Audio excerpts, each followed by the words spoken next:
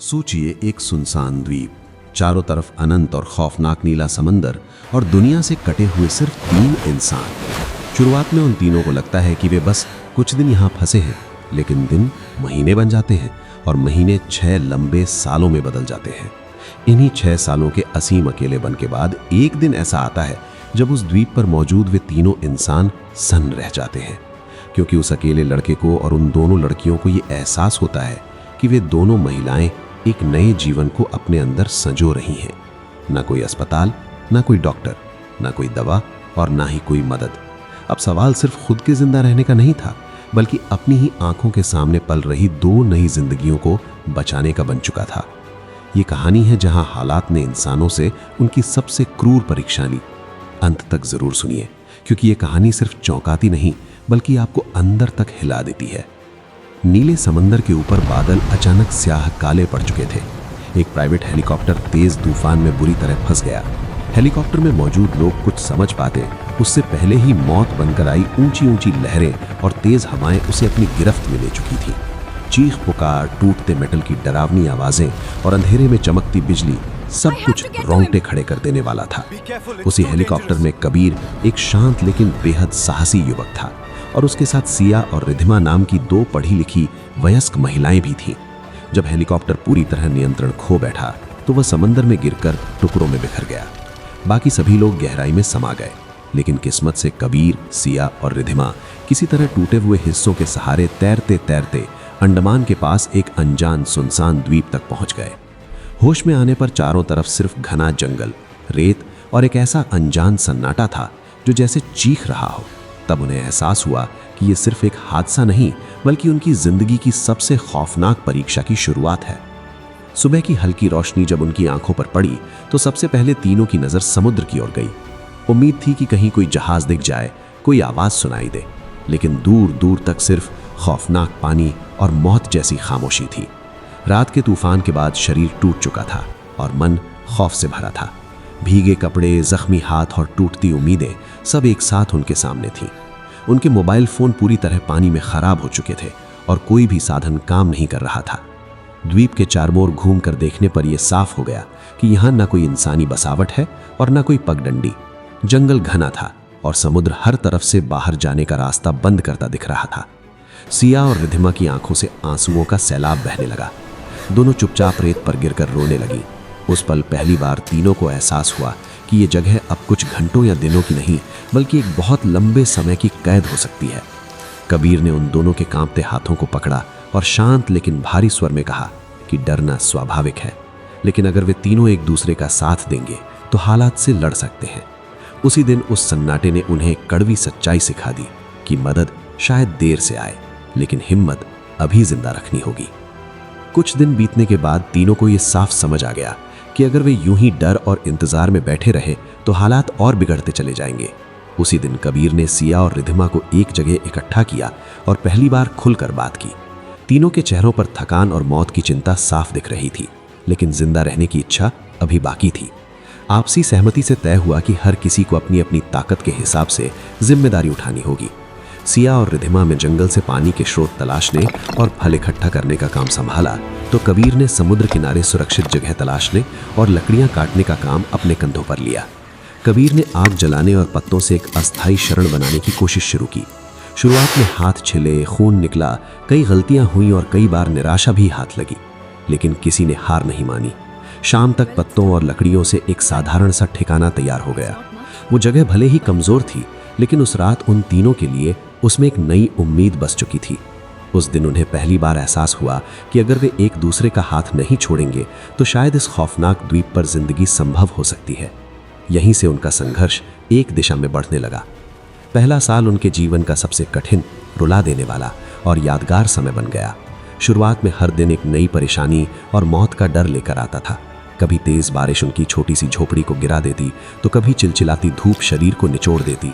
खाने का कोई भरोसा नहीं था, पानी सीमित था और बीमारी का डर हर समय नसों में दौड़ता रहता था।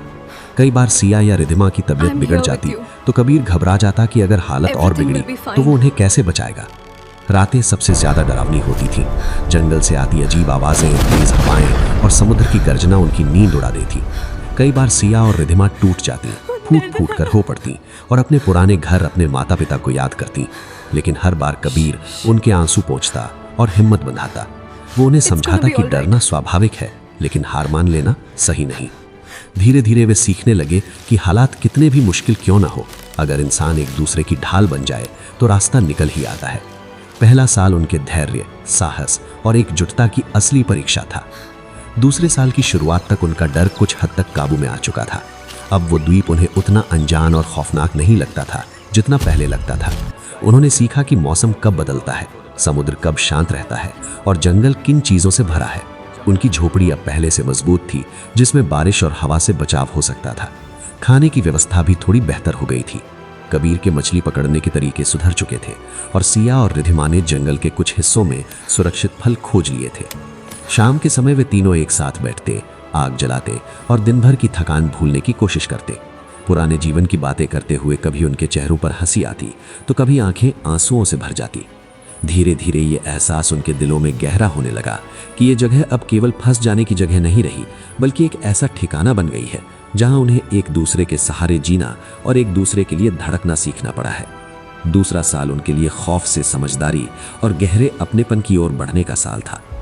तीसरे साल तक द्वीप की जिंदगी उनकी आदत बन चुकी थी, लेकिन मन के भीतर चल रही भावनाओं की उथल पुथल अब सामने आने लगी थी। लगातार साथ रहना, हर मुश्किल में एक दूसरे पर पूरी तरह निर्भर होना और बिना कुछ कहे एक दूसरे के दिल की बात समझ लेना, इन सब ने कबीर, सिया और रिधिमा के रिश्तों को एक ऐसी गहराई दे दी थी जिसे शब्दों में नहीं बांधा जा सकता। अब कोई अकेले उदास बैठा दिखता तो दूसरा खुद ही पास आकर उसे गले लगा लेता। कई रातें आग के चारों ओर बैठकर बीतती, जहां वे अपने घर, माता पिता और दुनिया के उन अधूरे सपनों की बातें करते जो शायद कभी पूरे नहीं होंगे। उन पलों में कभी खामोशी बहुत भारी हो जाती तो कभी एक हल्की सी हंसी उनके दर्द को संभाल लेती। द्वीप ने उन्हें यह सिखा दिया था कि इंसान सिर्फ शरीर से नहीं बल्कि दिल से भी थकता है। लेकिन जब आसपास वो लोग हों जिनसे आप बेइंतहा प्यार करते हों तो वही थकान ताकत में बदल जाती है। तीसरे साल ने उन्हें भावनात्मक रूप से एक धागे में पिरो दिया।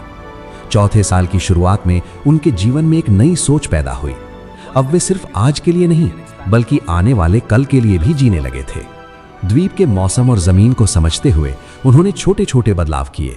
कुछ जगहों पर मिट्टी साफ कर बीज बोए गए, पानी को बचाने के लिए गड्ढे बनाए गए और रहने की जगह को ऊंचाई पर ले जाया गया ताकि बारिश का नुकसान कम हो। जब पहली बार पौधों में हरियाली दिखी तो वो दृश्य उनके लिए बेहद खास था। उनकी आंखों में आंसू थे। ये सिर्फ फसल नहीं थी बल्कि उम्मीद का जन्म था। अब उनकी बातचीत में मौत का डर कम और भविष्य की योजनाएं ज्यादा होने लगी थीं। वे संकेत देने के नए तरीकों पर भी सोचने लगे ताकि कभी कोई जहाज पास से गुजरे तो उन्हें देखा जा सके। चौथा साल उन्हें यह सिखा गया कि उम्मीद अचानक नहीं मिलती बल्कि धैर्य, मेहनत और विश्वास से धीरे धीरे उगती है। पांचवें साल तक वे तीनों सिर्फ फंसे हुए लोग नहीं रहे थे बल्कि एक परिवार बन चुके थे। हर फैसला मिलकर लिया जाता, हर खुशी और हर परेशानी साझा होती। वे छोटे छोटे अवसरों पर साथ बैठकर खाना खाते, पुराने त्योहारों को याद करके उसी तरह मनाने की कोशिश करते। अब हंसी मजबूरी की नहीं बल्कि दिल से निकलने लगी थी। उन्होंने सीख लिया था कि परिवार खून से नहीं बल्कि साथ निभाने से बनता है। छठे साल में कदम रखते ही उन्हें महसूस होने लगा कि वे अब पहले जैसे कमजोर इंसान नहीं रहे। समय और दर्द ने उन्हें मजबूत बना दिया था। लेकिन इसी साल के बीच में एक ऐसा मोड़ आया जिसने उनकी जिंदगी बदल दी। सिया और रिद्धिमा की तबीयत में बदलाव आने लगा। धीरे धीरे ये सच्चाई सामने आई कि दोनों गर्भवती हैं। कुछ पल के लिए सब कुछ थम गया। डर, जिम्मेदारी और भविष्य का अनिश्चित अंधेरा उनके सामने खड़ा था। लेकिन उसी खामोशी में एक नई ताकत भी थी। अब वे सिर्फ अपने लिए नहीं बल्कि उन दो नई जिंदगियों के लिए जी रहे थे। उन्होंने रहने की जगह को और सुरक्षित बनाया, खाने और पानी का विशेष ध्यान रखा और हर दिन सावधानी से जीने लगे। कई महीनों की तैयारी और इंतजार के बाद एक दिन समुद्र के किनारे दूर एक जहाज दिखाई दिया। तीनों ने अपनी जिंदगी की आखिरी ताकत जुटाई, एक बड़ी आग जलाई और आसमान में धुआं फैलाया। इस बार किस्मत ने उनका साथ दिया। जहाज से रेस्क्यू टीम आई और उन्हें बचा लिया गया। 6 साल का संघर्ष, दर्द और इंतजार उस दिन आंसुओं में बह निकला। जब वे उस द्वीप से जा रहे थे तो वे पहले जैसे नहीं थे। वे बदल चुके थे, मजबूत हो चुके थे। उस जगह ने उन्हें सिखाया था कि इंसान हालात से टूटता नहीं बल्कि उनसे निखरता है। जिंदगी चाहे कितनी भी कठिन क्यों ना हो, वो आगे बढ़ने का रास्ता ढूंढ ही लेती है। तो दोस्तों, अगर आपको ये दिल को छू लेने वाली कहानी पसंद आई हो तो कमेंट में जरूर बताइएगा।